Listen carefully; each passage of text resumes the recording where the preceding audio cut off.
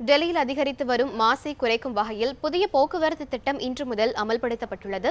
இதுகுறித்து கூடுதல் தகவல்களை நமது டெல்லி செய்தியாளர் ஸ்டீஃபனிடம் கேட்கலாம். ஸ்டீஃபன், இந்த புதிய போக்குவரத்து திட்டத்தின் முக்கிய அம்சங்கள் என்ன?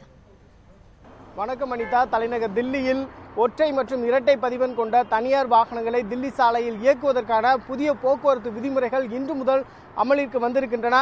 ஆட் ஈவன் ஃபார்முலா என்று சொல்லக்கூடிய இந்த புதிய போக்குவரத்து விதிமுறைகளின் கட்டுப்பாட்டின் கீழ் 25 பிரிவுகளை கொண்ட வாகனங்களை தவிர்த்து மற்ற வாகனங்கள் இந்த ஜனவரி 1ஆம் தேதியிலிருந்து ஜனவரி 15ஆம் தேதி வரை தில்லி சாலையில் வருவதற்கு கட்டுப்பாடுகள் விதிக்கப்பட்டிருக்கின்றன. அந்த வரிசையில் குடியரசுத் தலைவர், துணை குடியரசுத் தலைவர், மக்களவை, மாநிலங்களவை சபாநாயகர், பிரதமர், தூதரகங்களுடைய வாகனங்கள், அதேபோன்று இருசக்கர வாகனங்கள், சிஎன்ஜி சான்றிதழ்கள் பெற்றிருக்கக்கூடிய வாகனங்கள், தில்லி உயர்நீதிமன்ற, உச்சநீதிமன்ற நீதிபதிகளுடைய வாகனங்கள், இந்த வாகனங்களை தவிர்த்து இதர வாகனங்கள் தில்லி சாலையில் இந்த விதிமுறைகளை மீறி வரும் பட்சத்தில் அவர்களுக்கு தண்டனையாக 2000 வசூலிக்கப்படும் என்ற ஒரு அறிவிப்பையும் டெல்லி அரசானது தற்போது தெரிவித்திருக்கிறது.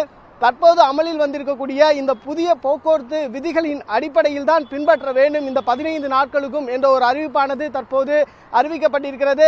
இதன் அடிப்படையில் பார்க்கும் பொழுது மக்கள் எந்த ஒரு சிரமத்திற்கும் சிக்கிவிடாத சூழ்நிலையில் சிக்கிவிடக்கூடாது என்பதற்காக முன்னெச்சரிக்கை நடவடிக்கையாக தில்லி அரசு பல்வேறு முயற்சிகளை எடுத்து வருகிறது. அந்த அடிப்படையில் நாம் பார்க்கும் பொழுது 3000 புதிய பேருந்துகளை, சிறப்பு பேருந்துகளை இந்த 15 நாட்களுக்கும் இயக்குவதற்கான ஒரு முடிவை தில்லி அரசானது எடுத்திருக்கிறது. அதே போன்று 2000 மெட்ரோ சேவைகள் மட்டுமே ஒரு நாளில் இடம்பெறும். ஆனால் தற்போது மெட்ரோ சேவையையும் அதிகரித்து தற்போது போக்குவரத்து ஊழியர்களும் மெட்ரோ நிர்வாகமும் இதற்கு ஒத்துழைப்பை வழங்கி இருக்கின்றன.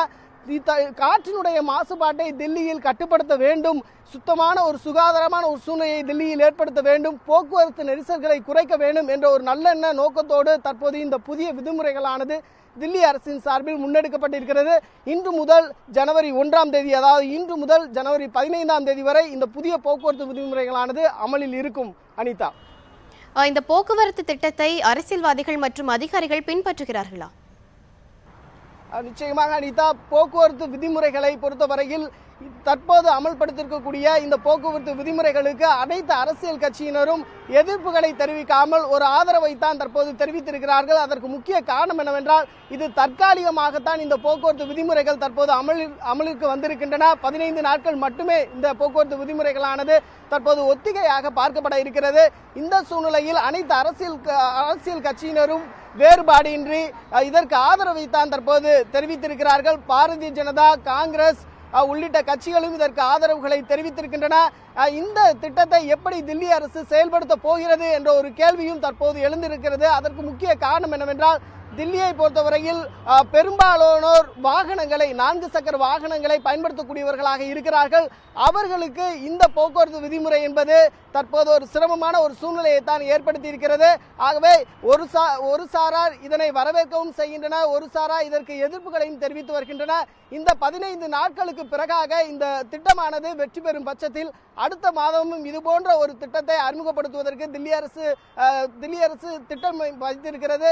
இது போன்ற நடவடிக்கைகள் வெற்றி பெறும் பட்சத்தில் இதனை முழுவதுமாக தில்லிக்குள் அமல்படுத்தவும் தில்லி அரசானது திட்டம் வைத்திருக்கிறது. அனிதா, ஸ்டீஃபன், உங்கள் தகவல்களுக்கு நன்றி.